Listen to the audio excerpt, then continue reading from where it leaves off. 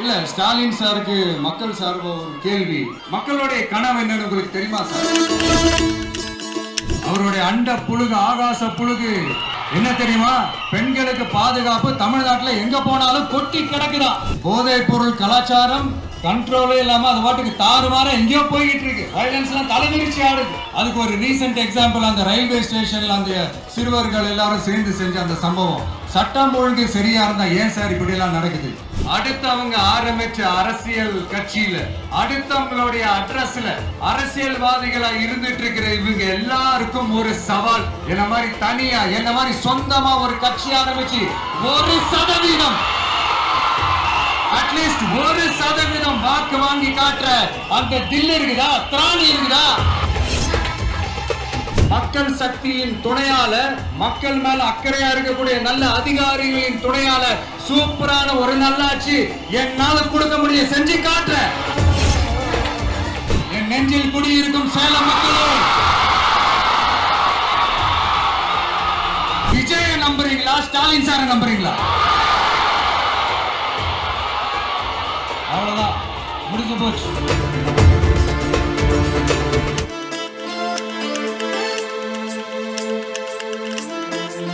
நம்ம யாருன்னு காட்டணும்னு ஒரு உத்வேகம் ஒண்ணு வரும். அப்படி ப்ரூவ் பண்ற அந்த பாயிண்ட் எதுல இருந்து ஸ்டார்ட் ஆகுது தெரியுமா? எந்த விஷயத்துல நம்மள கிண்டலும் கேலியுமா பேசுறாங்களோ அதே விஷயத்தை வச்சு நம்ம அது ஒரு பாசிட்டிவா மாத்துறதுன்னு ஒண்ணு இருக்குல்ல, அதே விஷயத்தை வச்சு நம்ம அது ஒரு ஃபயரா மாத்துறதுன்னு ஒன்று இருக்குல்ல, அங்கிருந்துதான் அந்த பவரே ஸ்டார்ட் ஆகும். அப்படிப்பட்ட அந்த உண்மையான அந்த பவரை சொல்ற அந்த பாயிண்ட்ல இருந்து ஆரம்பிக்கலாமா? ஏ விஜய், வீட்டை விட்டு வெளியே வா. ஏ விஜய், பணியூர் விட்டு வெளியே வா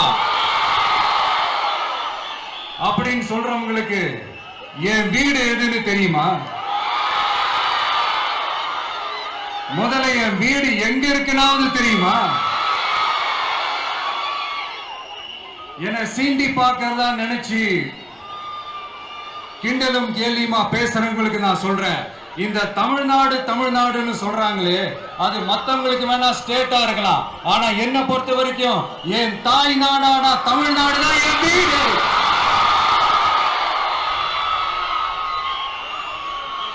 என் வீட்டுல மொத்தம் எத்தனை பேர் இருக்காங்க தெரியுமா? 8 கோடி பேர் இருக்காங்க.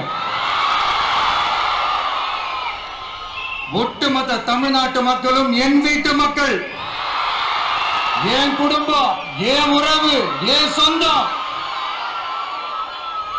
எனக்கு எல்லாமும் கொடுத்த இந்த 8 கோடி சொந்தங்களுக்கு இனிமே எல்லாமுமா கூட நிக்க போறது இந்த விஜய் மட்டும்தான்.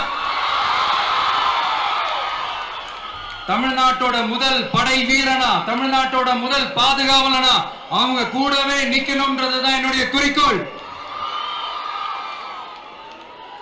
இன்னைக்கு இந்த விஜய், உங்க விஜய் உங்ககிட்ட ஓட்டு கேட்டு மட்டுமே வரல, உங்ககிட்ட நீதி கேட்டும் வந்திருக்கிற. ஆக்சுவலா உங்களுக்காக நீதி கேட்கறதுக்காக தான் நான் அரசியலுக்கே வந்தேன். ஆனா இன்னைக்கு நான் உங்ககிட்ட நீதி கேட்கறதுக்காக வந்திருக்கிறேன். இந்த விஜய் என்னங்க தப்பு பண்ணா? தன்னை நேசிச்ச தன்னுடைய மக்களுக்காக அரசியலுக்கு வந்தா அது ஒரு தப்பா?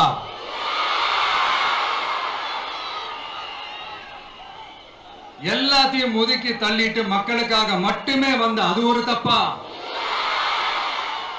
இந்த மத்த கட்சிகளுக்கெல்லாம் மாநாடு நடத்துறதுக்கோ பொதுக்கூட்டம் நடத்துறதுக்கோ இல்ல ஹால் ஃபங்க்ஷன்ஸ் நடத்துறதுக்கோ பர்மிஷன் கொடுப்பாங்க, இடம் கொடுப்பாங்க. ஆனா நமக்கு மட்டும் இடம் கொடுக்க மாட்டாங்க, கொடுக்கவும் விட மாட்டாங்க. இது என்னங்க நியாயம்? நான் போய் மக்களை சந்திக்கிறதுக்கோ இல்ல மக்கள் வந்து என்ன சந்திக்கிறதுக்கோ ஒரு உரிய இடமோ இல்ல உரிய பாதுகாப்போ மத்த கட்சிகளுக்கு எல்லாம் கொடுப்பாங்க. ஆனா எனக்கு கொடுக்க மாட்டாங்க, கொடுக்கவும் விட மாட்டாங்க. இது என்னங்க நியாயம்? இந்த SOPs சொல்லுவாங்க, அதனுடைய ஃபுல் ஃபார்ம் வந்து ஸ்டாண்டர்ட் ஆபரேட்டிங் ப்ரொசீஜர். ஆனா எனக்கு மட்டும் அது ஸ்டாலின் சார் ஆபரேட்டிங் ப்ரொசீஜர். இது என்னங்க நியாயம்?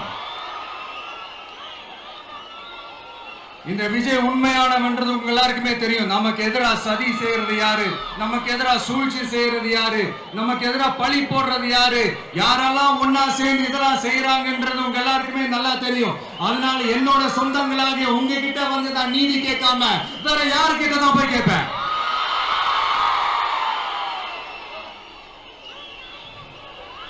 செல்ஃபே எடுக்காத ஒரு கூட்டணி கணக்கு,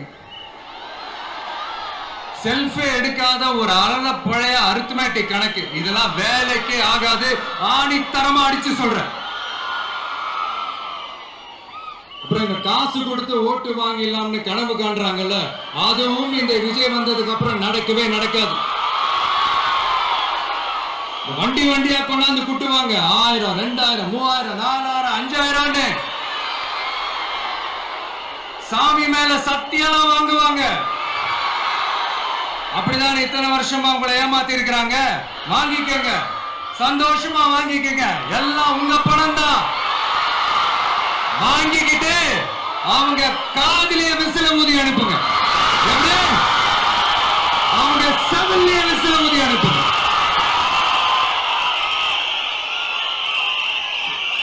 இந்த பணத்தை கொடுத்து ஏமாத்தி ஓட்டு வாங்குற அந்த கலாச்சாரம் ஒழியணும்.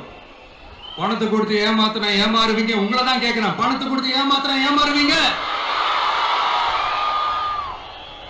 எல்லாரும் கொஞ்சம் கையப்படி வைங்கள எனக்காக.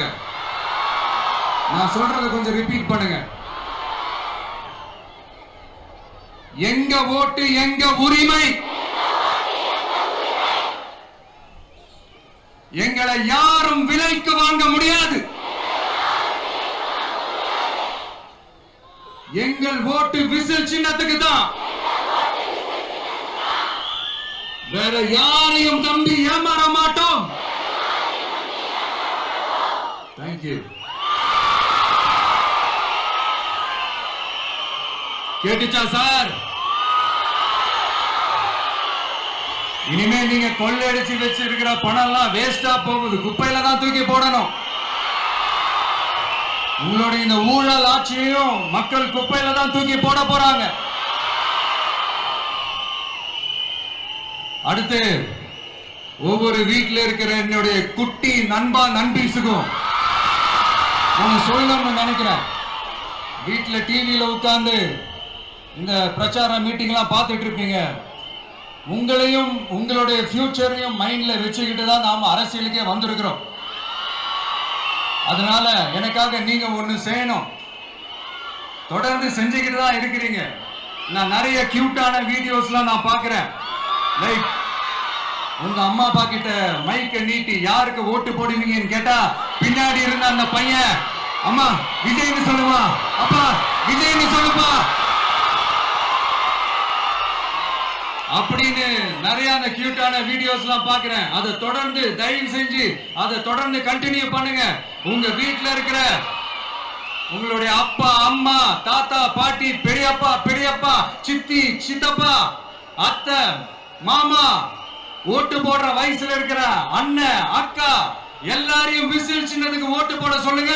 விசில் சின்னத்துக்கு ஓட்டு போட வைங்க.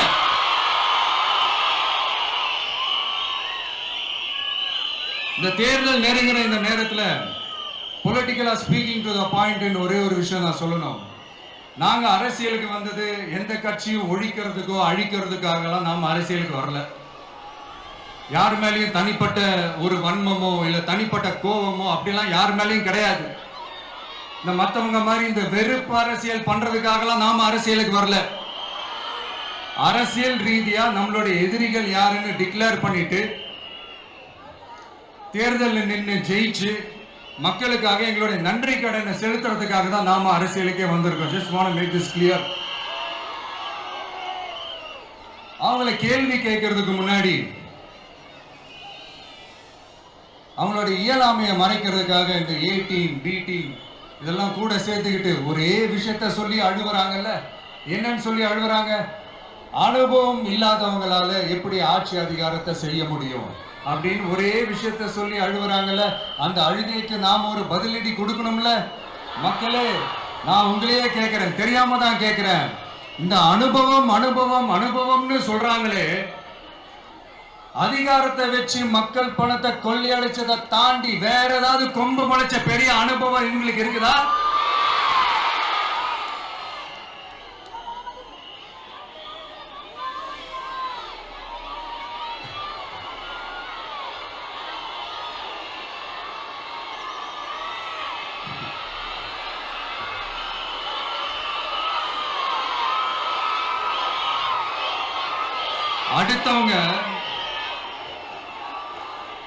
அடுத்தவங்க ஆரம்பிச்ச அரசியல் கட்சியில அடுத்தவங்களுடைய அட்ரஸ்ல அரசியல்வாதிகளா இருந்துட்டு இருக்கிற இவங்க எல்லாருக்கும் ஒரு சவால். என்ன மாதிரி தனியா என்ன மாதிரி சொந்தமா ஒரு கட்சி ஆரம்பிச்சு 1% அட்லீஸ்ட் 1% வாக்கு வாங்கி காட்டுற அந்த தில் இருக்குதா, திராணி இருக்குதா? 30 வருஷமா மக்கள் இயக்கமா இருந்து இன்னைக்கு மிகப்பெரிய ஒரு அரசியல் கட்சியா வளர்ந்து இந்த கூட்டணி கட்சிகள் மட்டுமே நம்பி இருக்கிற 75 வருஷ கட்சி 50 வருஷ கட்சின்னு இன்னைக்கு ஆட்சி அதிகாரத்துல இருந்துட்டு இருக்கிற இவங்க எல்லாரையும் மீறி இன்னைக்கு களத்துல தனியா நின்னு இந்த 2 வருஷத்துல முதன்மை சக்தியா வளர்ந்து 30% தாண்டி இன்னைக்கு மக்கள் ஆதரவை பெற்றிருக்கிற நமக்கு அனுபவம் இல்லையா? உங்களுடைய அனுபவம் என்னன்னு சொல்லட்டுமா? கட்சி ஆரம்பிச்ச அண்ணாவை மறந்தது, கட்சி ஆரம்பிச்ச எம்ஜிஆர் அவர்களை மறந்தது, கட்சியை வளர்த்த ஜெயலலிதா மேடம் அவங்களை மறந்தது. இவங்க எல்லாரும் சொன்ன விஷயங்கள், பேசின விஷயங்கள், எதையெல்லாம் ஃபாலோ பண்ணணும்னு சொன்ன விஷயங்கள் எல்லாத்தையும் மறந்தது. இவங்களுக்கு நமக்கு அனுபவம் இல்லையா? நமக்கு அனுபவம் இல்லதான். கொள்ளை அடிக்கிறதுல எல்லாம் எங்களுக்கு அனுபவம் இல்லதா? அதெல்லாம் எங்களுக்கு சுட்டு போட்டாலும் வராது. இந்த கொள்கையை பேருக்கு மட்டும் வச்சுக்கிட்டு நேரடியா சரண்டர் ஆகிறது, மறைமுகமா சரண்டர் ஆகிறது, இந்த மாதிரி அனுபவம் எல்லாம் நமக்கு இல்லதா? அது நமக்கு சுட்டு போட்டாலும் வராது. மக்களை நேசிக்கிற நல்ல குணம் இருந்தா போதும்யா. நல்ல சூப்பரான ஒரு நல்லாட்சி கொடுக்கலாம். நல்லாட்சி கொடுக்கிறதுக்கு மெத்த படிச்ச மேதாவிகளா இருக்கணும்ல ஒன்னும் அவசியம் இல்ல. காமராஜர் அவர்கள் மாதிரியோ எம்ஜிஆர் அவர்கள் மாதிரியோ மக்கள் சக்தியின் துணையால, மக்கள் மேல அக்கறையா இருக்கக்கூடிய நல்ல அதிகாரிகளின் துணையால சூப்பரான ஒரு நல்லாட்சி என்னால கொடுக்க முடியும், செஞ்சு காட்டுறேன். 4.5 வருஷம் ஆச்சு, 4.25 வருஷத்துக்கு மேல ஆகுது. இப்போ ஒவ்வொரு வீட்டு கதவையா தட்டி உங்கள் கனவுகளை சொல்லுங்கள், உங்கள் கனவுகளை சொல்லுங்கள், நாங்கள் அதை நிறைவேற்றி காட்டுறோம். இல்ல ஸ்டாலின் சாருக்கு மக்கள் சார்பா ஒரு கேள்வி, மக்களுடைய கனவு என்னன்னு உங்களுக்கு தெரியுமா சார்? அது சரி, அவங்க என்ன நினைக்கிறாங்கன்னு உங்களுக்கு தெரியாது, அதுக்கப்புறம் எப்படி அவங்க கனவுகளை பத்தி உங்களுக்கு தெரியும். மக்களோட கனவு என்னன்னு நான் சொல்லட்டுமா சார்? 2019, 2021, 2024 இந்த 3 தேர்தலையும் மக்கள் உங்களுக்கு வாக்களிச்சதுக்கு காரணம் நீங்க மக்களுக்கு ஏதாவது நல்லது செய்வீங்கன்னு நம்பிதான். ஆனா நீங்க மக்களுக்கு கொடுத்த பரிசு மக்களுக்கு பாதுகாப்பே இல்லாத மக்கள் விரோத ஆட்சி. அந்த மக்கள் விரோத ஆட்சியை அகற்றிட்டு அந்த இடத்தில் தமிழக வெற்றி கழகத்தை ஆட்சி பீடத்தில் அமைக்கணும் அப்படின்றதுதான் மக்களுடைய ஒரே கனவு. இந்த மக்கள் விரோத திமுக அரசை நிலைக்க கூடாது அப்படின்றதுதான் மக்களுடைய ஒரே கனவு. 100% தூய சக்தி டிவிக்கு ஆட்சி அமைக்கும். அதுல உங்களுடைய கனவுகள், உங்களுடைய ட்ரீம்ஸ் எல்லாமே ஃபுல்ஃபில் ஆகும், நிஜமாகும்.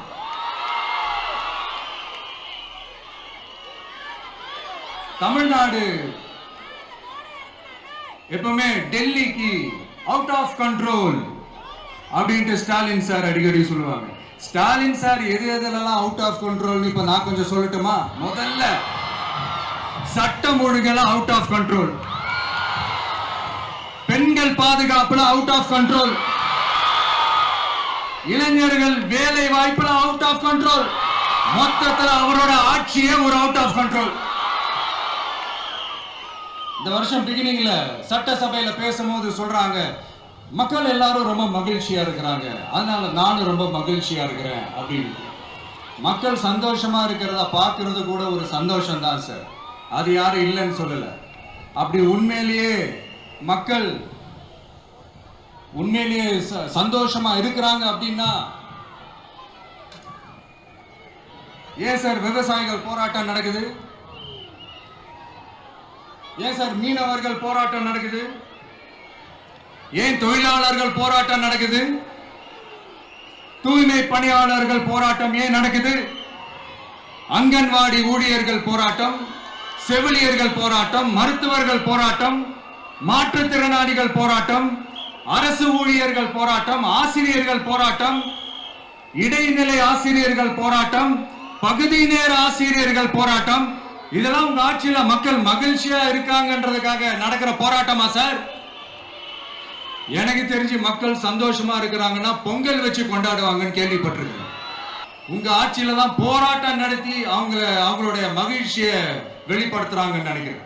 இன்னும் தீரவே தீராத பிரச்சனைகள்னா இருக்கிற இடம் பிரச்சனை, பார்க்கிற வேலை பிரச்சனை, பண்ற தொழில் பிரச்சனை, விலைவாசி பிரச்சனை, தண்ணி பிரச்சனை, பஸ் வசதி இல்லைன்ற பிரச்சனை, ரோடு சரியில்லைன்ற பிரச்சனை, ஆஸ்பத்திரி சரியா இல்லைன்ற பிரச்சனை. இப்படி எல்லாம் ஒரு அடிப்படை விஷயங்களே பிரச்சனையா இருந்தா அப்போ ஆளுங்கட்சின்னு ஒண்ணு எதுக்குதான் இருக்கிறாங்க அப்படின்னு தானே மனசுல தோணும் மக்களுக்கு. ஆட்சிக்கு வர்றதுக்கு முன்னாடி தான் பொய் பொய்யா அடிச்சு விட்டீங்க, இப்ப ஆட்சியை விட்டு போகும்போது கூட பொய் பொய்யா பேசுறீங்களே சார், என்ன சார் இது? மாத்தி மாத்தி பேசுறதுல நீங்க வேற லெவல் தான் சார். ஆட்சிக்கு வந்த அடுத்த வருஷமே 2022ல 70% வாக்குறுதிகளை நிறைவேற்றிட்டோம்னு சொன்னாங்க. அப்புறம் போன வருஷம் 90% வாக்குறுதிகளை நிறைவேற்றிட்டோம்னு சொன்னாங்க. அப்புறம் இந்த வருஷம் 505 வாக்குறுதிகளை 404 வாக்குறுதிகளை நிறைவேற்றிட்டோம், கிட்டத்தட்ட ஒரு 80% வாக்குறுதிகளை நிறைவேற்றிட்டோம்னு சொன்னாங்க. முதல்ல 70, அப்புறம் 90, அப்புறம் 80. இன்னும் தேர்தல் நெருங்க அது 60, 50, 40, 30, 20ல போய் நிற்கும்னு நினைக்கிறேன். அதையும் அவரே அறிவிப்பாரா என்னமோ எனக்கு தெரியல. முதல்வர் ஸ்டைல்லையே சொல்லணும்னா, பொய்யிலேயே பிறந்து பொய்யிலேயே வளர்ந்த புலவர் பெருமானே, கொஞ்சம் அத திருத்தி சொல்றேன், புலவர் பெருமானே. அது இன்னும் பொருத்தமா இருக்கு. அவருடைய அண்ட புழுகு ஆகாச புழுகு என்ன தெரியுமா? பெண்களுக்கு பாதுகாப்பு தமிழ்நாட்டில் எங்க போனாலும் கொட்டி கிடக்குதான். அப்படி அது உண்மைனா அண்ணா யூனிவர்சிட்டி அந்த பொண்ணுக்கு ஏன் சார் அப்படி ஒரு கொடுமை நடந்துச்சு? கோவை கல்லூரி பெண்ணுக்கு ஏன் சார் அப்படி ஒரு கொடுமை நடந்துச்சு? பெண் குழந்தைகள் பாதிக்கப்படுறதா கிட்டத்தட்ட 1000க்கும் மேலான போக்சோ கேசுகள் ஏன் சார் பதிவானுச்சு? போதைப் பொருள் கலாச்சாரம் கண்ட்ரோலே இல்லாம அது பாட்டுக்கு தாறுமாற எங்கேயோ போய்கிட்டு இருக்கு. வயலன்ஸ் எல்லாம் தலைவிரிச்சு ஆடுது. அதுக்கு ஒரு ரீசெண்ட் எக்ஸாம்பிள், அந்த ரயில்வே ஸ்டேஷன்ல அந்த சிறுவர்கள் எல்லாரும் சேர்ந்து செஞ்ச அந்த சம்பவம். சட்டம் ஒழுங்கு சரியா இருந்தா ஏன் சார் இப்படி எல்லாம் நடக்குது? சட்டம் ஒழுங்கு சரியா இருக்கணும்னா முதல்ல தமிழ்நாட்டுக்கு ஒரு டிஜிபி வேணும் சார். எங்க சார் போனார் அவரு? எங்க அவரு? சும்மா இந்த ஆக்டிங் ஆபீசரை வச்சுக்கிட்டு அரசாங்கத்தை நடத்துனீங்கன்னா இப்படிதான் சட்டம் ஒழுங்கு சந்தி சிரிக்கும். முதல்ல தமிழ்நாட்டுக்கு ஒரு டிஜிபியை போடுங்க சார். அதுக்கப்புறமாச்சும் சட்டம் ஒழுங்கு சரியாகுதான்னு பார்ப்போம். சரிப்பா, கேள்வியா கேட்கறீங்க, நீ வந்தா என்ன செய்வ அதானே கேட்கறீங்க. கரெக்ட், கேட்கணும்.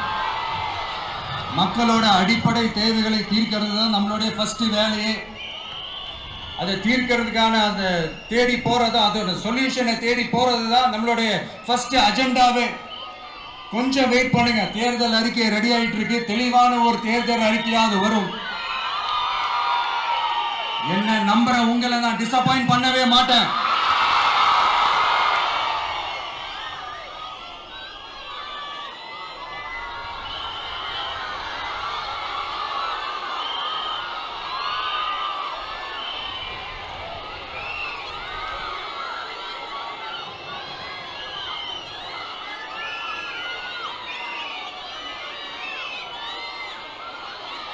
இந்த சும்மா ஆட்சிக்கு வரணும்ன்றதுக்காக இந்த நடைமுறைக்கு சாத்தியமே இல்லாத இந்த மாதிரி விஷயங்கள் எல்லாம் வாக்குறுதிகள்லாம் நான் என்னைக்குமே கொடுக்கவே மாட்டேன். அதே மாதிரி ஆட்சிக்கு வந்ததுக்கு அப்புறம் கூட அவங்க அது தரல, இவங்க இது தரல அப்படின்லாம் பம்மிக்கிட்டு இல்லாம உங்களுக்காக எந்த எக்ஸ்ட்ரீமுக்கும் போய் நான் போராடவும் தயாரா இருக்கிறேன். அதனால நான் மறுபடியும் இதை நான் ரிப்பீட் பண்றேன். இவ்வளவு நாள் இதை நான் மட்டும் தான் சொல்லிக்கிட்டு இருந்தேன். இப்ப களமே சொல்லுது, 2 பேருக்கு நடுவுல தான் போட்டியே.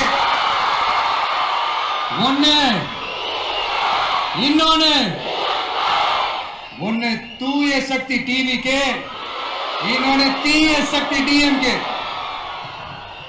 இப்ப நம்ம இந்த எலெக்ஷன் விஷயத்துக்கு வருவோம். விஜய் என்னப்பா இவரை மட்டும் தான் எதிர்க்கிறாரு, இவங்களை எதிர்க்க மாட்டேன்றாரு, அவங்கள பத்தி எதுவுமே சொல்ல மாட்டேங்கிறாரு. இல்ல நான் கேட்கிறேன், இது யாருக்கான எலெக்ஷன்?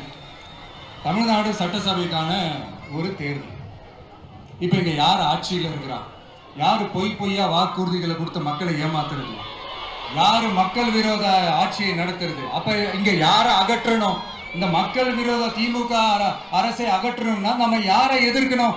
எதுக்கு தேவையில்லாம பல முறை மக்கள் ஆல்ரெடி டிலீட் பண்ணவங்களை எதுக்கு நம்மளுடைய கான்சென்ட்ரேஷன், நம்மளுடைய டார்கெட் திமுகன்றப்போ டார்க்னஸ் குள்ள எதுக்கு கல்லெறியணும்? இங்க மக்களை விரும்புற விஜய் வேணுமா, இல்ல மக்கள் விரோத ஆட்சி நடத்துற ஸ்டாலின் சார் வேணுமா? அவ்வளவுதான் இந்த தேர்தலே. இதுக்கு நடுவுல வேற யாருமே கிடையாது. புரியுதுங்களா உங்களுக்கு? என் நெஞ்சில் குடியிருக்கும் சேலம் மக்களே,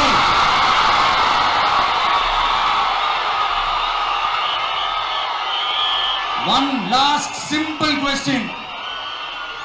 விஜய் நம்புறீங்களா, ஸ்டாலின் சார் நம்புறீங்களா?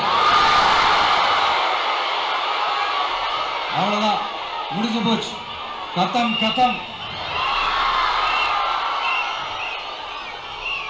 போர் முழக்கம் உங்களை ஒரு நிமிஷம் கூட தூங்க விடாது. இந்த போன லாஸ்ட் வீக் இந்த டிஎன்பிஎஸ்சி இந்த எக்ஸாம்ஸ், இந்த குரூப் 2 எக்ஸாம்ஸ் அதை அனௌன்ஸ் பண்ணிட்டு உடனே அதை கேன்சல் பண்ணிட்டாங்க. இது உலகத்துக்கு எல்லாருக்கும் தெரியும். கேன்சல் பண்ணிட்டு ரொம்ப சிம்பிளா டெக்னாலஜி இதோ சம் ஃபால்ட், டெக்னிக்கல் ஃபால்ட் அப்படின்னு சொல்லி அதை கடந்து போயிட்டாங்க. இத்தனை வருஷமா ராத்திரி பகலமா கஷ்டப்பட்டு படிச்சு எப்படியாவது நமக்கு அந்த வேலை கிடைக்காதான்னு அந்த எக்ஸாம்ஸை ஃபேஸ் பண்ண வந்த நம்மளுடைய தம்பி தங்கைகள் எவ்வளவு ஒரு மன உளைச்சலுக்கு ஆளாயிருப்பாங்க. அதை யாராவது யோசிச்சு பார்த்தீங்களா? ஒரு எக்ஸாம்ஸை ஒழுங்கா நடத்த தெரியல, இதுல உலக நாடுகளோட போட்டி போடுறாங்களாம். நம்மளுடைய தம்பி தங்கைகள் நம்ம அம்மா அப்பா கிட்ட சொல்லுங்க, யாரும் எல்லாரும் தைரியமா இருங்க. வரப்போறது உங்க ஆட்சி, நம்ம ஆட்சி.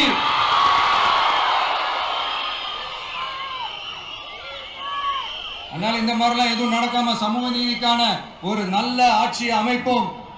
இளைஞர்களின் வேலை வாய்ப்புகளை மனசுல வச்சுக்கிட்டு டிரான்ஸ்பரண்டா அதுக்கான ஒரு தீர்வை காணுவோம்.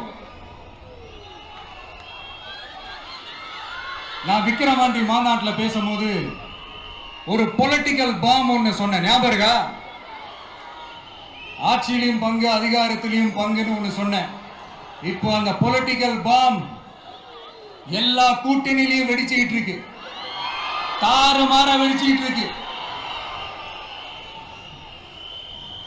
ஸ்டாலின் சார்லாம் பதறாரு,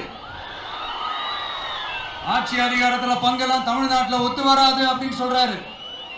அவங்கள பொறுத்த வரைக்கும் ஜெயிக்கிறதுக்காக மட்டும்தான் கூட்டணி, மற்ற எல்லாத்துக்குமே அவங்க தனி அணி, அவங்க மட்டுமே ஒரே அணி. வெல்வோம் ஒன்றாக, ஆனா வரும் வெல்த் எல்லாம் பார்ப்போம் தனியாக. அந்த வெல்வோம் ஒன்றாக என்றது இதுதான் சீக்கிரட்டு. புரிய வேண்டியவங்களுக்கு நல்லா புரியும் நினைக்கிறேன். உங்களோட நான் இருக்கேன், நம்மளோட நம்ம மக்கள் இருக்காங்க. இதுக்கு மேல என்ன வேணும்? கான்பிடென்டா இருங்க, நல்லதே நடக்கும், வெற்றி நிச்சயம். மீண்டும் சந்திக்கும் வரை நன்றி, வணக்கம்.